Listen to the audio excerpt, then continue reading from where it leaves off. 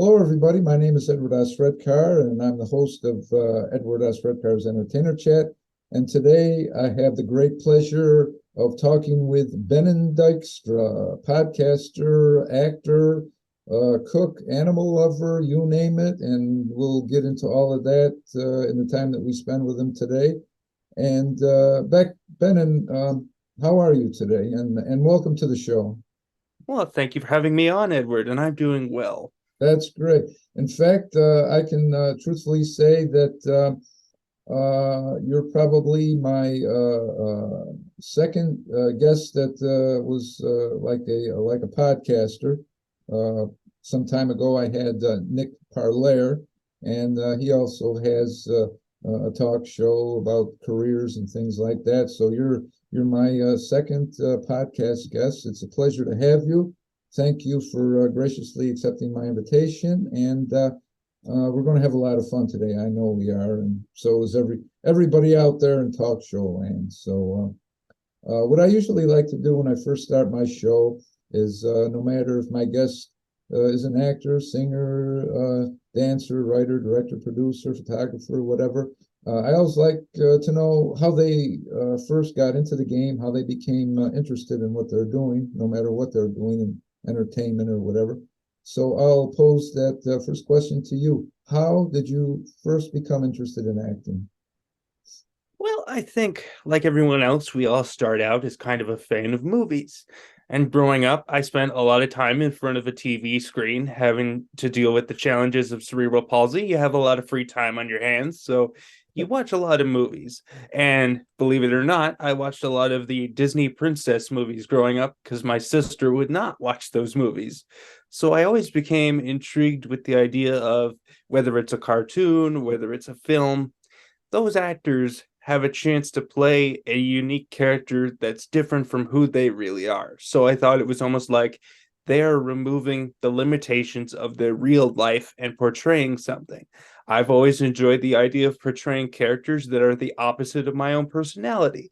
For example, I like to be a goofball, I like to be a good guy. So to me, it would be fun to portray the villains. So the villains are really the favorite characters that you like to play, like totally opposite from your personality.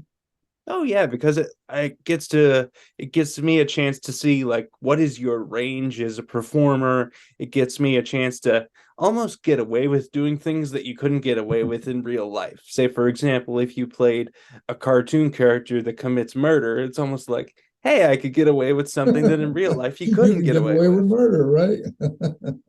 Yeah, yeah. You were talking before about the things that you like to watch, the movies, things like that. Your sister wasn't exactly enthused on. So is it like did she like go out of the room while you were watching on the screen, or did you have, say, like a screen in a separate room where you could sort of be in there in the world that you wanted to escape to for a couple hours? So how was it? Was it in a room where everybody had to go out, or did you go in a separate room where you had the screen all to yourself? I've always had my own TV in my own room, and she just didn't want to take those movies out of the cupboard. So I would just pick, like, you know what do I feel like watching today? Aladdin, or do you feel like watching Snow White? Whatever. Yeah. Well, no, I mean that's a definite advantage to having like your own. Let's see, how could I put this? Well, like they say, men have man caves. You had like your movie cave, right, where you could escape into the movie world, like men escape into like either movies or sports or something in their man cave with the with Oh all yeah. the comforts of home, soda, chips, or whatever. So I imagine that you probably watched many a marathon, so you must have had a good supply of like soda and popcorn and chips there stashed away when you started your your marathon watching there. Oh yeah, I've always had a snack drawer, and then the fridge was a walk away, but I managed to always be like, oh, I'll grab a Pepsi, grab a root beer, grab a Coke, whatever. Right, right, right. When we first started here today, you mentioned about having cerebral palsy. So I was just wondering, like, even though performing is fun and also a challenge for any actor, anybody in the acting performing game, what additional challenges does performing present to you? Well, I think the greatest challenge that it does present is just in general the opportunities to search for something because, well, progress takes time to be able to find a role that would fit my character because I can do so much more than just the old man that requires a wheelchair or just the character who's on the verge of death and is trying to portray a weaker character. I think the hardest part is just having the producers, having the creators understand that there is a way to accommodate me. It just might take a little more time, depending on the production. It might take a little more expense. And whether they want to do that or not may sometimes mitigate the opportunity. But I like the opportunity to prove what I can showcase. Mhm.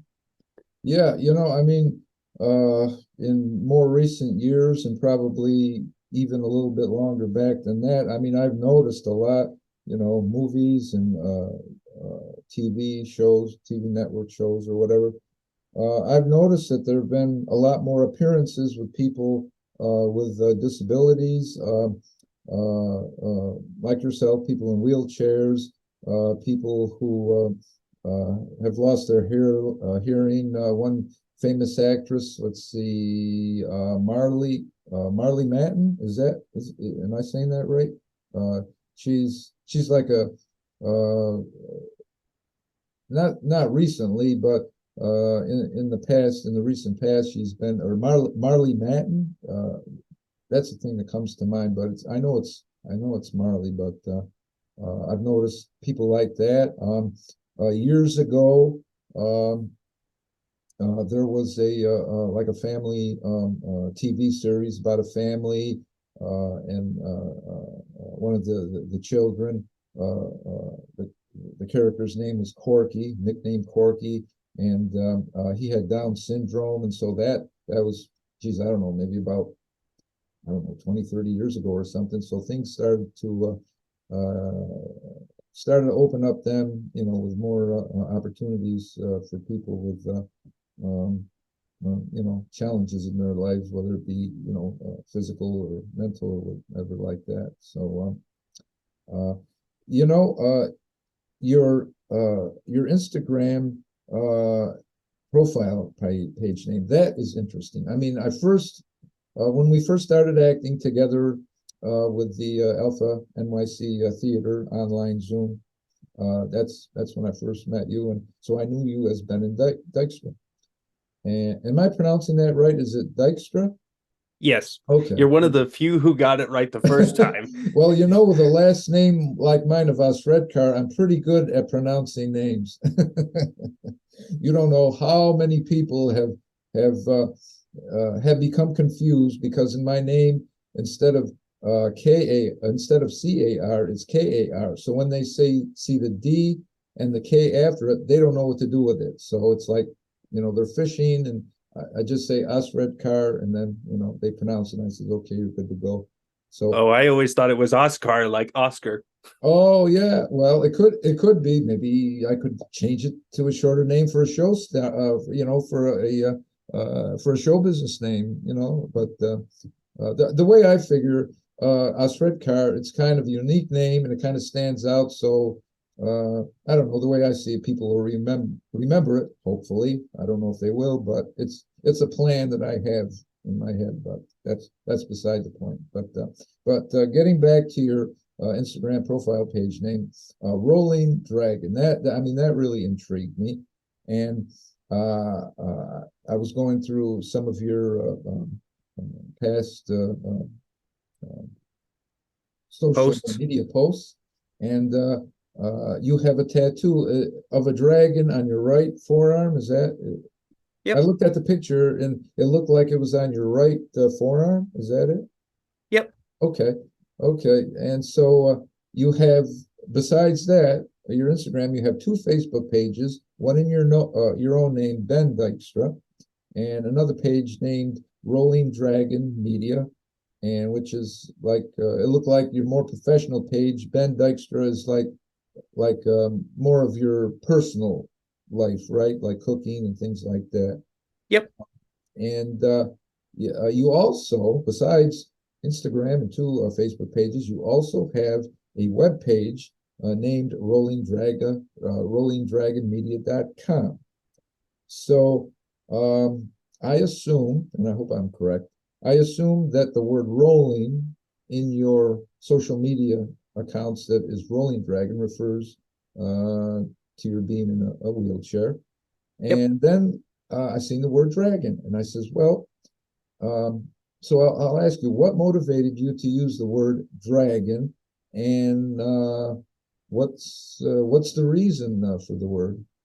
Okay. Well, I had that nickname. I gave myself that nickname back in high school because I was always a fan of certain animes that had dragons in them, like Yu-Gi-Oh from the 90s, or Beyblade, which was one I was watching when I was in elementary school. And what I liked about dragons was because they are a fantasy creature, the design and the make of a dragon is entirely up to whoever created it. You can make it big, you can make it any color you want, you can make it good, you can make it evil. So it's almost like there is no limitation. It's entirely up to the creator's imagination. And so is what I just self. That's why I put dragon in the moniker, because my limits don't define who I am. I do. That's a great statement. Yeah, yeah, that's a great statement for all of us. That yeah, it doesn't limitations don't define what we see in life. So yes, how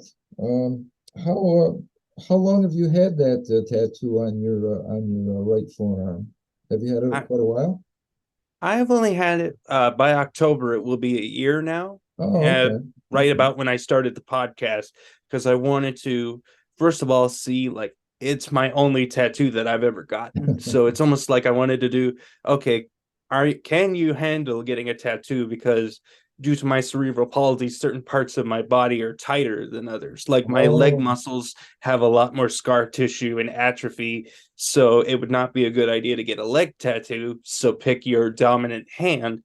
And I wanted to oh. mark it as a chapter in my life, to where you're starting this whole new podcast from scratch on your own, is as opposed to searching for auditions and waiting and waiting and waiting. You're making your own opportunity as opposed to waiting for other people. That's right. I know I've heard many times today that it's a good idea for all of us to create our own content. Like you were saying, don't wait around for anybody to hire you. Go out there, decide to do what you love, experiment.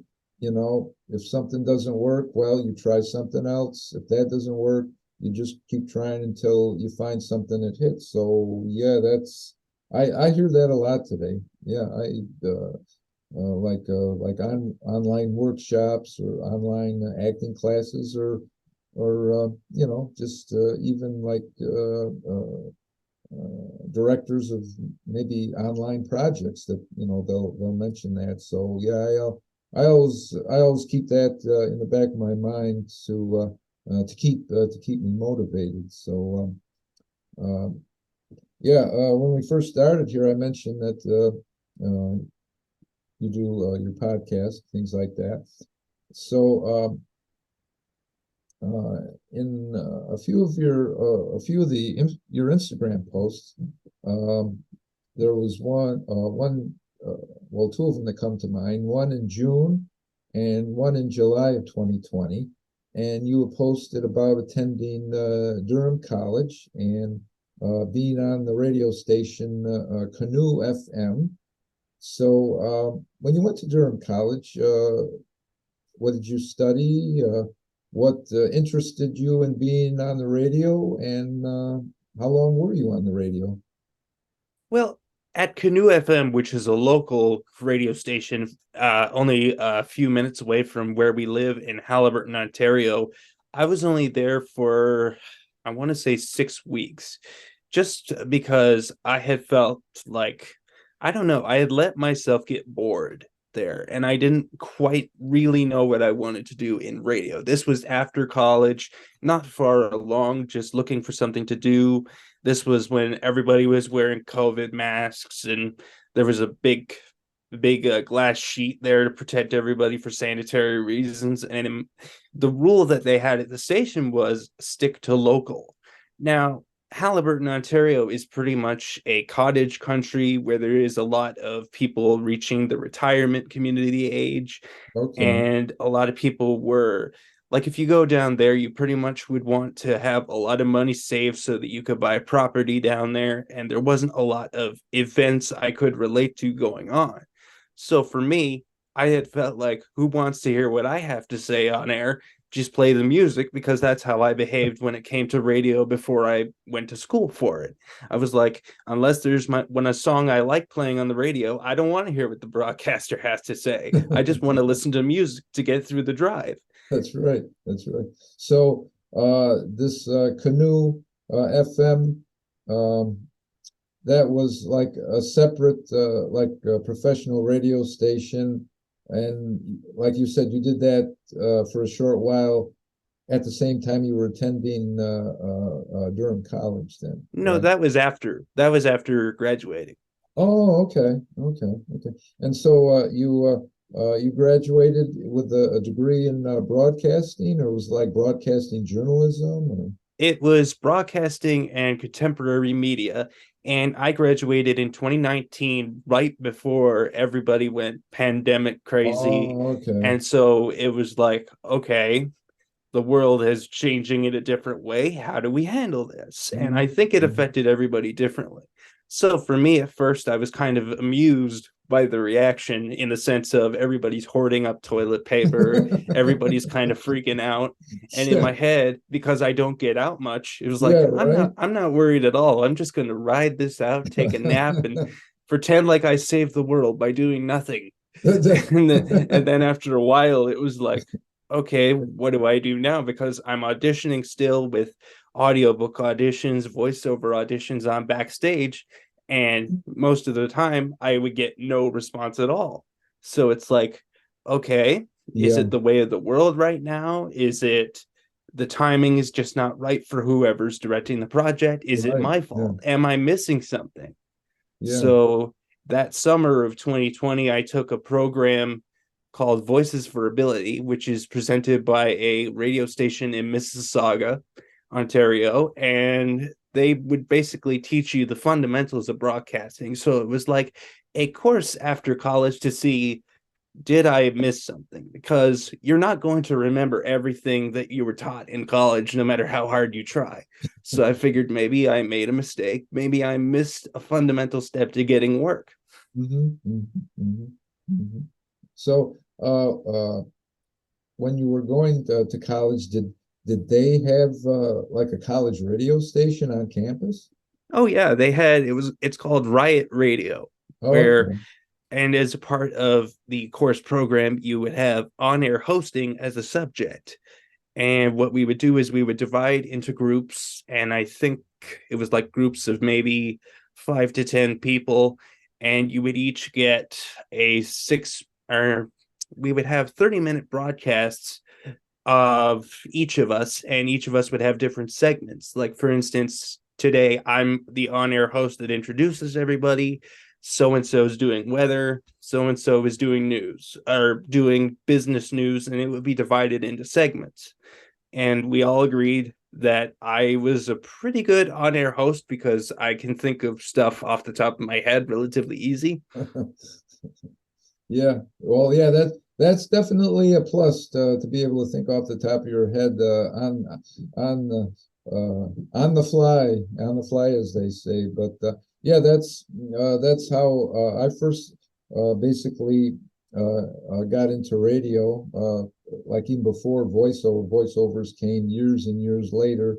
But I when I was on in college, I was on the college radio station, and first, it was like a closed like a closed circuit radio station, it only broadcast like on campus, like in the cafeteria, in the student lounge, things like that. And then the first year that I went to the college there, they turned FM, and so they went outside the walls of the college, and it was like in the general area of where the college was. So I had a great time there, and when I first got in there in my freshman year, I was on the news probably for about 15 minutes once a week on Fridays. That was the news. I had like a news program with another fella, and we alternating reading stories. And then after that, I got my feet wet in broadcasting. So then they actually gave me a show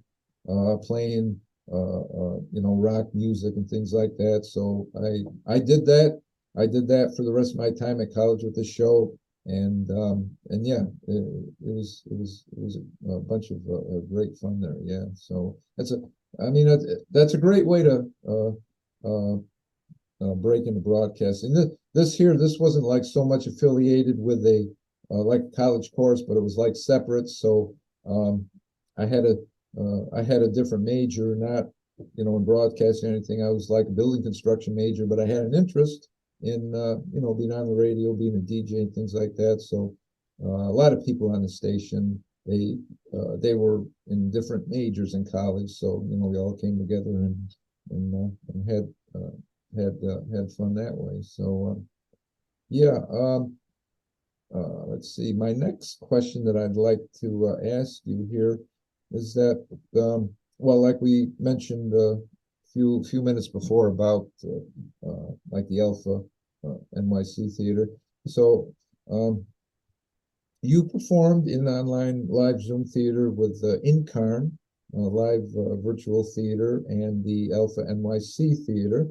And with Alpha, you performed as young Scrooge in A Christmas Carol. And like I was saying before, that's where I first became acquainted with you. I played Scrooge. And with Incarn Theater, you performed in the story of Judas Iscariot, and in the second production with Incarn, you also were cast as a policeman.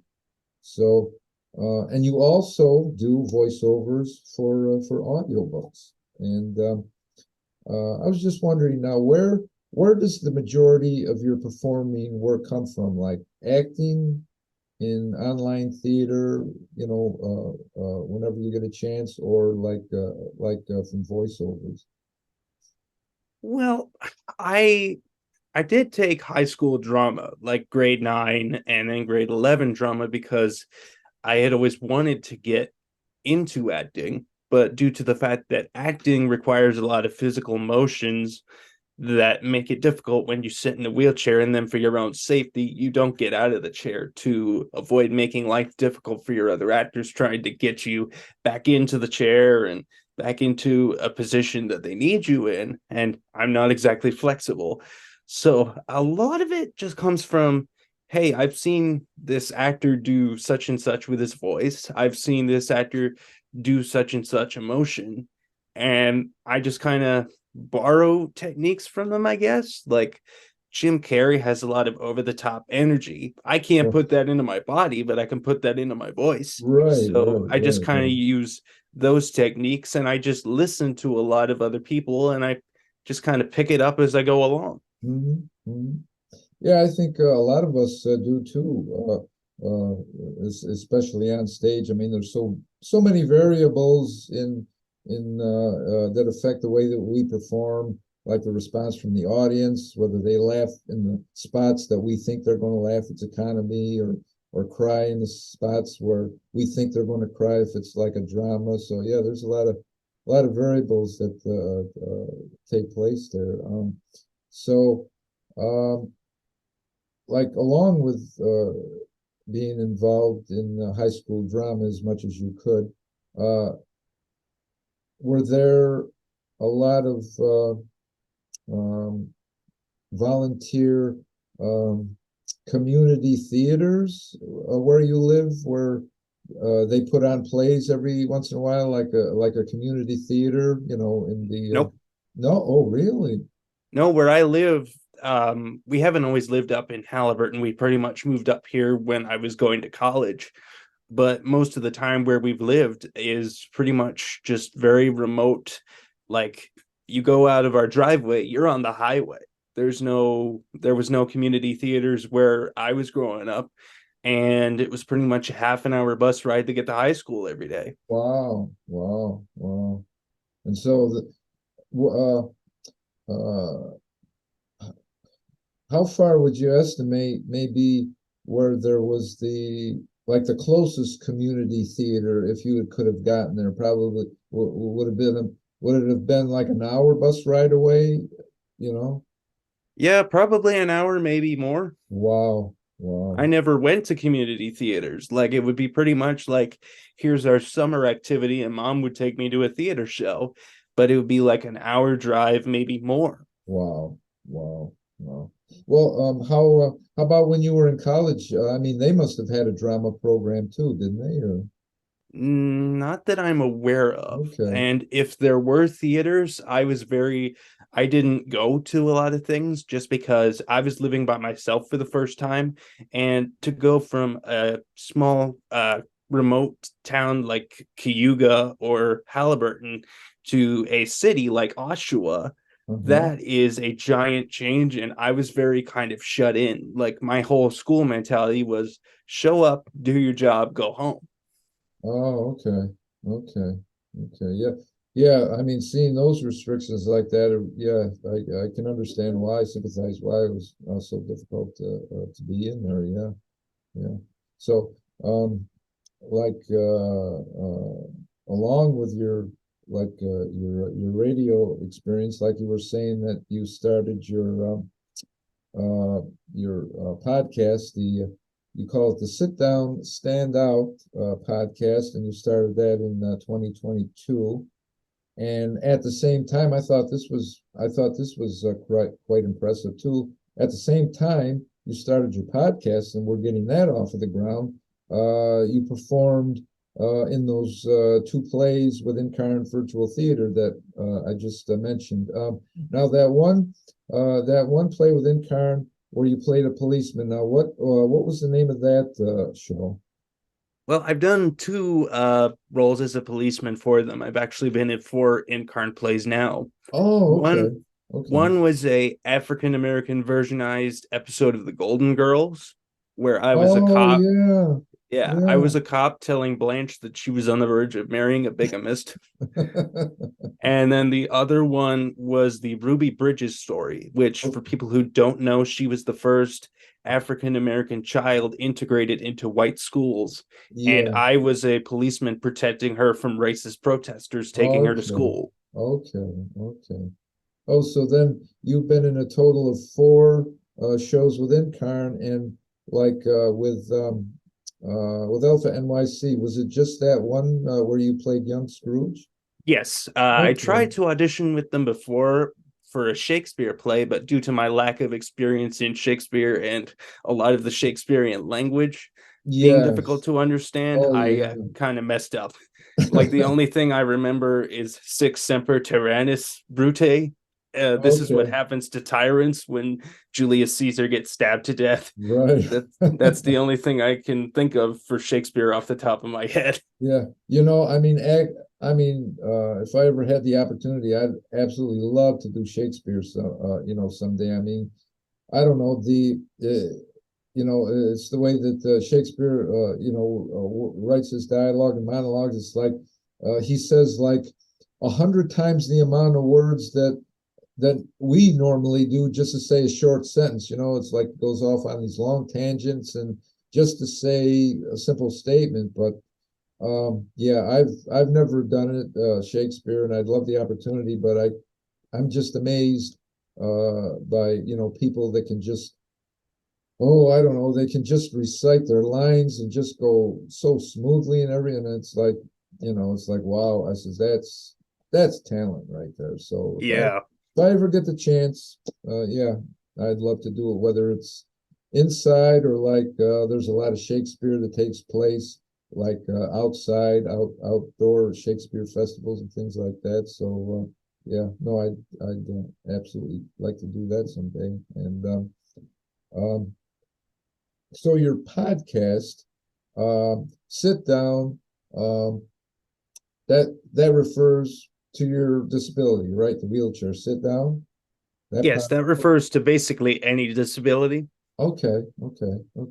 And so the stand out, I assume would mean just because you sit down with any disability, you can still stand out in the crowd, right?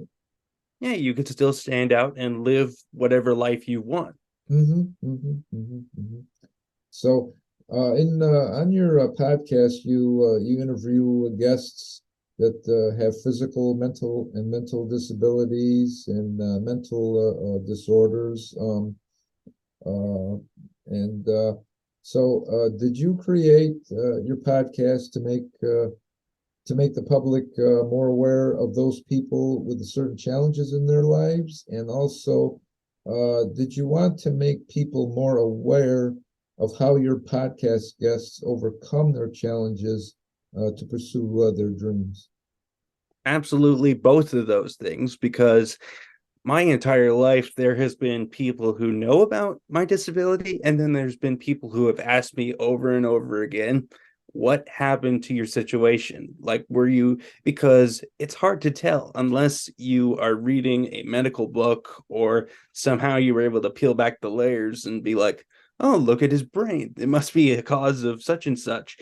No, it's because I was born prematurely, and that's how I wound up with cerebral palsy. And cerebral Oh, palsy is just like autism. There is a spectrum of challenges that people deal with, and there is a spectrum of levels. Like, for instance, I'm talking to you just fine right now. I can focus and move my right arm very well. I can't rotate my left arm all the way. And my legs, I require a walker. But there are people who are deaf, blind, have no sensation from the waist down. So there needs to be a level of education, both to avoid unfortunate instances of people being, I want to say, accidentally ignorant. Some people are ignorant on purpose, but more yeah, often than yeah, not, it's an yeah, accident.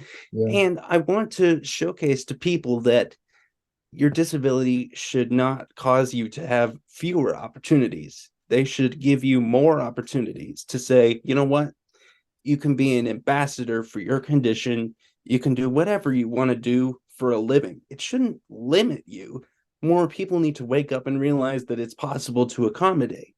And I made this out of frustration for my own lack of opportunities, yeah. because it's one thing when the world is in a global pandemic, but at this point, I've done 50 audiobook auditions and got no opportunities.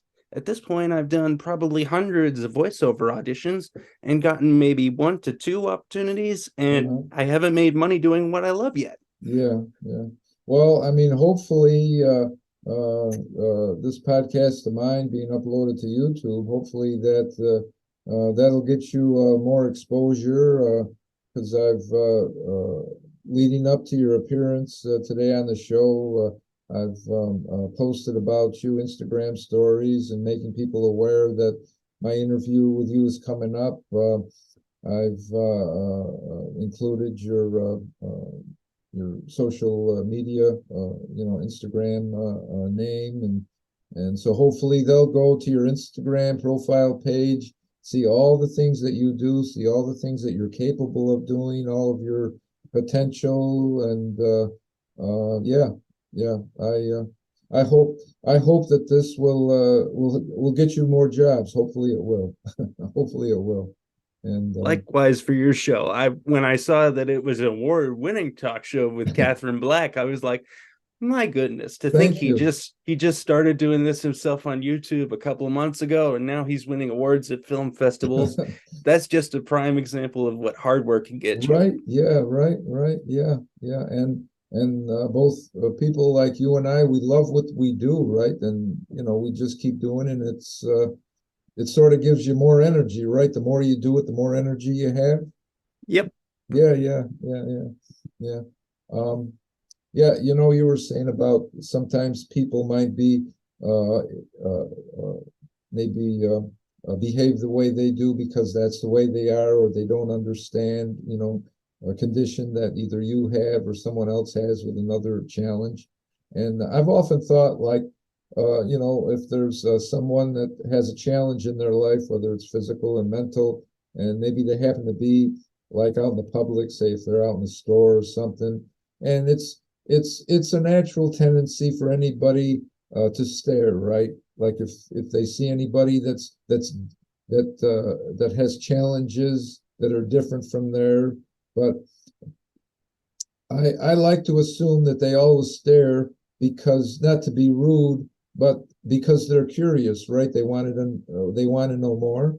Hmm. Yeah, yeah. I'd like to think, and I would hope to think that in most cases that it's not being rude, but it's just being, like I says, inquisitive. That they just, want to know more about the person such as yourself that has the challenges that you face in your life, and even though, like you were saying, sometimes you have difficulty with some of your limbs moving and things like that. I've noticed in a lot of your Facebook posts, especially, well, I think it's entirely on like your more personal Facebook page, Ben Dykstra, that my God, you have so many photos of food. Every time I see that Facebook page, you make me hungry. I see all these dishes. I even seen one post where you posted an empty plate with only a fork and crumbs left in the plate. And I says, wow, that guy really likes his cooking. He really wolfed down the food that he made and everything. And I see posts with you sitting around the table from well, I assume it's your family, right, around the table with Yes. things that, yeah, things that you make. And you mentioned that you like to cook, and you show that you like to cook with those photos there. And one of your posts, you mentioned that you like Taco Tuesdays, and I think like absolutely, we're all there with you. Everybody loves Taco Tuesdays, and that was in a June 2020 Instagram post. So between Taco Tuesdays and everything else that you make, which looks absolutely delicious, what is your favorite food dish to cook and to Well, eat and to eat? I think favorite thing to eat is whatever I didn't have to make, just out of sheer laziness. But I don't think I have a specific food because over the last couple of years, I've been learning more and more how to make meals independently on my own. Because while I don't mind the idea of calling a food service like Meals on Wheels, I don't ever want to become fully dependent on a service like that. And I don't want to live on frozen microwave meals because that's not the healthiest of lifestyles. No, no, too much Because, salt. Yeah. right, because while I love junk food as much as anybody, I also do understand the importance of eating healthy. But I would have to say that my favorite things I like to cook is primarily Asian food, just because growing up in a pretty much all Caucasian background and Irish Dutch, and pretty much just eating kind of standard food that you have in Canada, whether it's roast beef or deer meat. You pretty much it kind of gets old after a while, and to think that, oh, here's all these flavorful dishes from different countries all over the world. I can at least try it once, and if I don't like it, I never have to eat it again. But if I love it, then there's ways I can make it myself. If you love it, then you can make it all the time, right? And have it for breakfast, lunch, and supper. Yes, actually, one thing I made recently that I'm probably going to eat it kind of regularly is you go to the grocery store and you buy a box of pot stickers, which are like dumplings, and then you Okay. put a teaspoon of whatever broth you want to use, whether it's chicken or beef broth. You put them in a bowl, cover the dumplings with some water, put them in the microwave for about 3 minutes, Oh, really? and Wow. I showcase these things first of all because I do love eating. That's one of the like easiest things to make me happy. But it's also, to me, it's an educational tool once again to showcase to other individuals with disabilities that you don't have to be completely dependent on such and such programs. You can learn how to do these things yourself. You just have to find a way to accommodate your own needs, and you have to have a little bit of patience. Oh yeah, yeah. Oh yeah. Cooking is definitely patience. Like I know I like to cook too, and I primarily, like you were saying, eating healthy. I mean, I primarily eat like a lot of poultry, like either chicken or turkey or things like that. And one of my favorite things to make is like a meatloaf, but it's not like with beef. I buy like the lean ground turkey in the packages. They're like 93% lean like that, and so I get my fix for meatloaf, but a healthy meatloaf without, and I put it in a pan with a grate so that the fat can melt down when it's baking like that. And Yep. what surprises me, it's 93% lean advertised on the package, but it's like all the liquid fat that drips out of it. I couldn't believe it. It says Ah. that looks like more than 7% fat to me. See, that's why when I go to a grocery store and it says those things, I just go, you know what that is? That's a buzzword to encourage you to buy more of it. Just That's like right. one movie that was heavily shown to us at school was Super Size Me, which is where a guy went Right? on a 30-day McDonald's diet and then Oh, it showcased you the negative health effects. That's why, unless, like, for example, you were a farmer, I would always take anything that's written on a label with a grain of salt yeah, because you never know what additives they have put in there. You don't know if it's actually cruelty free unless you were actually there. right. Yeah, range free or whatever like that. And yeah, in fact, you were saying about that advertisement on the package to entice people to buy more. So I've been paying a certain price at this one store, and so I says, well, I says, there was another store in town. I says, let me go to that store and see if they have the same thing. So I went to that other store, and they did have ground turkey, but it was a different brand name, and it was still 93%, supposedly fat free. And I usually buy like two packages. They're like 2.5 pounds a piece. So like 5 pound raw usually cooks down, maybe somewhere under maybe 2 pounds or something. So I bought that other brand at the other store, and I actually ended up with a lot less than when the ground turkey that I bought at the first store cooked down. I actually had less, and I says, well, and it was cheaper at this other store. I says, well, that's why it's cheaper because you get less in the end. That's why. So I never bought that again. So I says I'll stick to the first store and be satisfied with the price that I'm paying. So yeah, so it sounds like you eat pretty healthy, like say like low sodium, low fat, things like that. Well, we're not on any specific diet plan, but our mother is, or my mom, Connie, is mainly in charge of those kinds of things, being like Okay, every meal that can have meat, but it has to have a salad of some sort. And you right. can have bread, but you can't go nuts with it. That's right.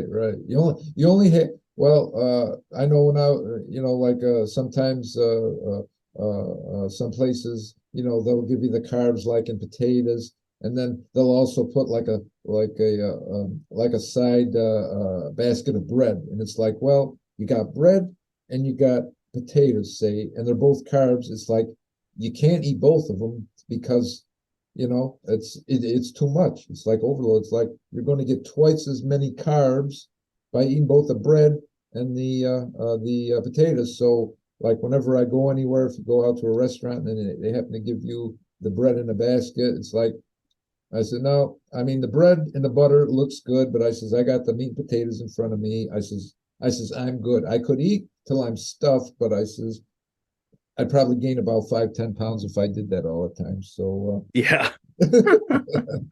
so yeah.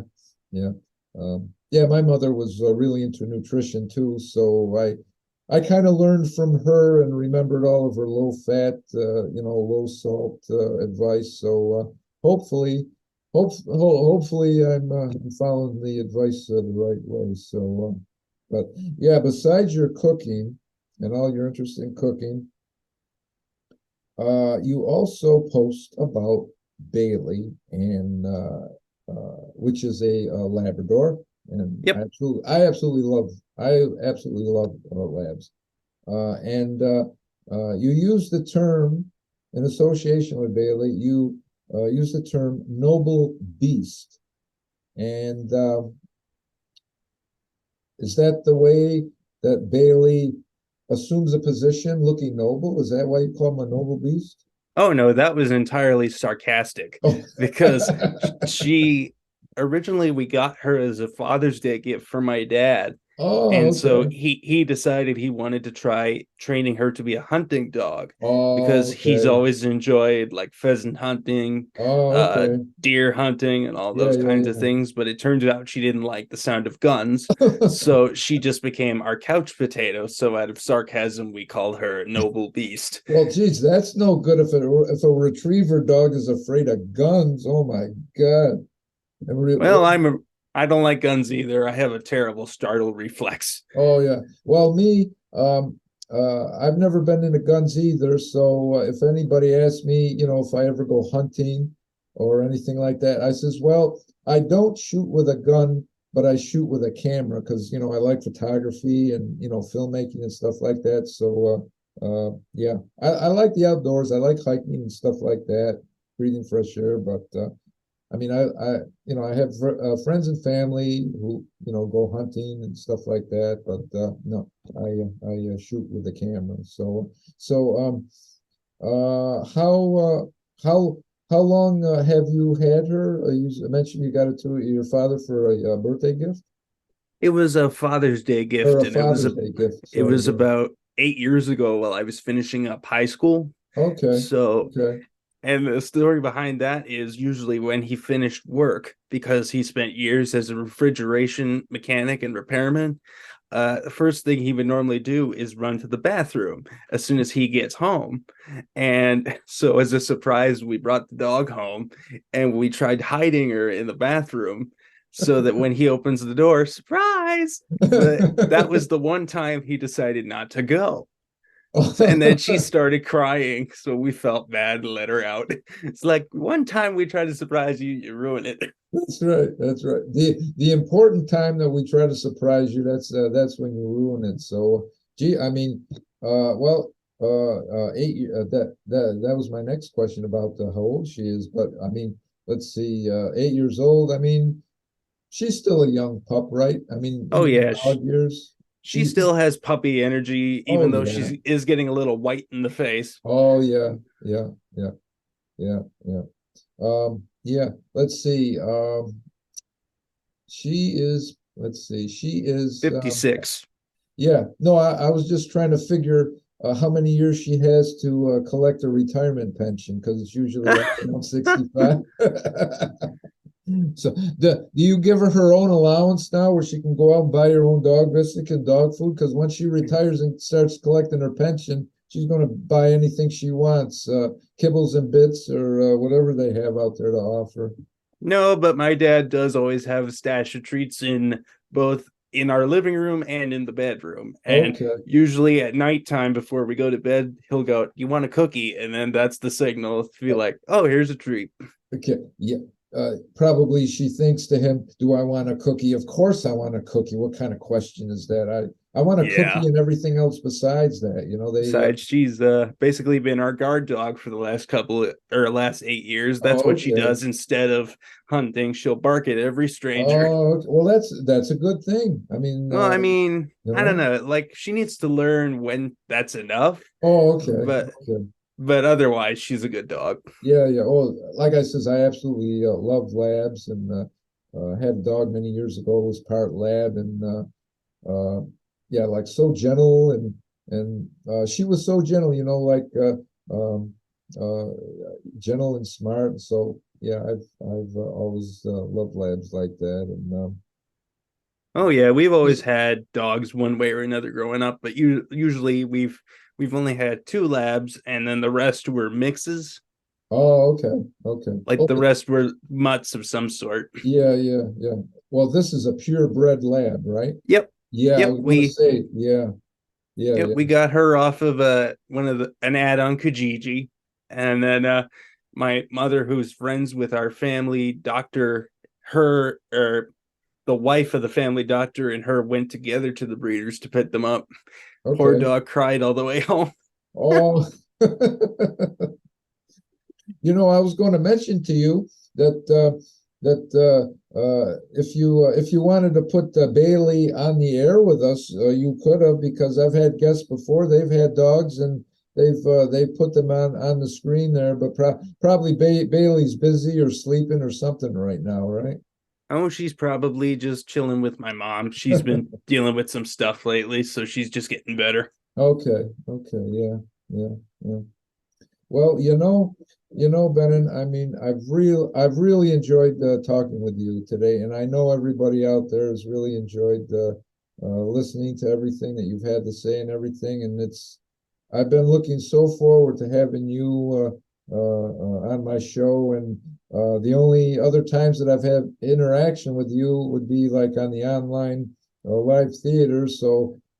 Uh, I really didn't have the opportunity to get to talk to you personally like this one-on-one, even though that we've never met in person. And this has really been great. And thank you so much for being on my show. And yeah, it's been an extreme pleasure having you today.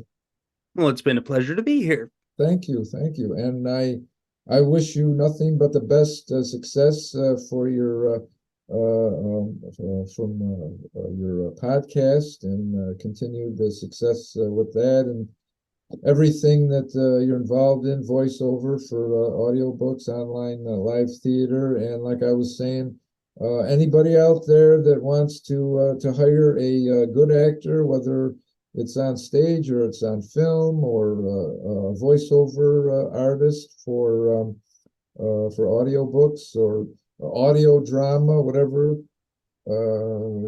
really consider Benen, because he's top notch and he's right up there. And I say that from experience because I've acted opposite him in productions, and I can tell you, you're going to get a really professional actor right there. So hire him, hire him. So yeah, Thank you. you're very welcome. So yeah, thank you very much for being on my show. And everyone, my name is Edward S. Redcar, and the host of Edward S. Redcar's Entertainer Chat.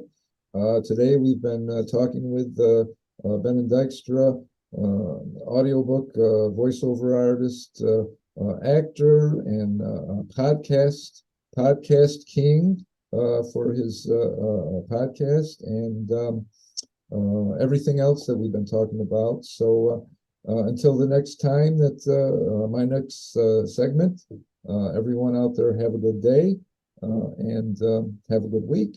And we'll see you next time. And for both me and Ben, so long.